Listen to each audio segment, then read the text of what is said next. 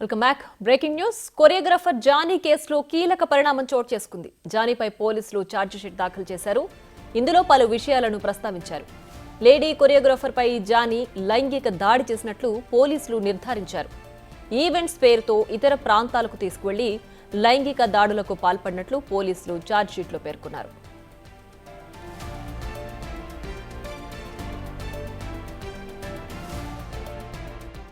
మరింత సమాచారం మా ప్రతినిధి సురేష్ ఫోన్ లైన్ అందిస్తారు. సురేష్, చెప్పండి, మొత్తానికి జానీ మాస్టర్ లేడీ కొరియోగ్రాఫర్ పై లైంగిక దాడికి పాల్పడినట్లు పోలీసులు నిర్ధారించారు కదా, తర్వాత ఎలా ఉండబోతోంది యాక్షన్, ఏంటి డీటెయిల్స్?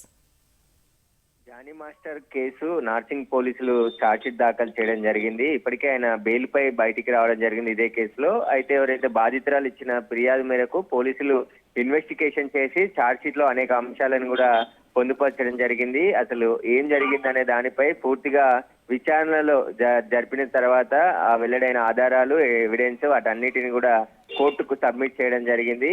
ఎవరైతే బాధితురాలు స్టేట్మెంట్ ఆధారంగా కేసు నమోదు చేసి దర్యాప్తు చేసిన పోలీసులు జానీ మాస్టర్ ఎవరైతే బాధితురాలు ఫిర్యాదు చేసిందో ఆమెపై లైంగిక దాడికి పాల్పడ్డట్టు ఛార్జ్షీట్ లో పేర్కొనడం జరిగింది. ఇక కోర్టులో ట్రయల్ నడిచే అవకాశం కనబడుతుంది. పోలీసులు ఇన్వెస్టిగేషన్ పూర్తి చేసి ఛార్జ్షీట్ దాఖలు చేశారు కాబట్టి ఇక రాజేంద్ర నగర్ కోర్టులో జానీ మాస్టర్ కేసుకు సంబంధించిన విచారణ ఇక ట్రయల్ కోర్టులో నడిచే అవకాశం కనబడుతుంది. ఇప్పటికే రంగారెడ్డి జిల్లా కోర్టు నుంచి ఆయన బెయిల్ తీసుకొని బయటికి రావడం జరిగింది. ఈ బెయిల్ ని కూడా రద్దు చేయాలని చెప్పి గతంలో ఎవరైతే పోలీసుల ఇన్వెస్టిగేషన్ లో కోరినప్పటికీ కూడా ప్రస్తుతం ఆయనకు హైకోర్టు బెయిల్ మంజూరు చేసింది కాబట్టి ఆ బెయిల్ పై ఉన్నాడు. ఈ దీంట్లో ఛార్జ్షీట్ లో జానీ మాస్టర్ కి సంబంధించి చాలా కీలక అంశాలు, విచారణలో బయటపడ్డ అంశాలన్నింటినీ కూడా ఛార్జ్షీట్ రూపంలో కోర్టు ముందుకు పోలీసులు అయితే తీసుకెళ్లారు. ఇక కోర్టులో ట్రయల్స్ లో జానీ మాస్టర్ కి సంబంధించిన కేసు విచారణ జరగనుంది.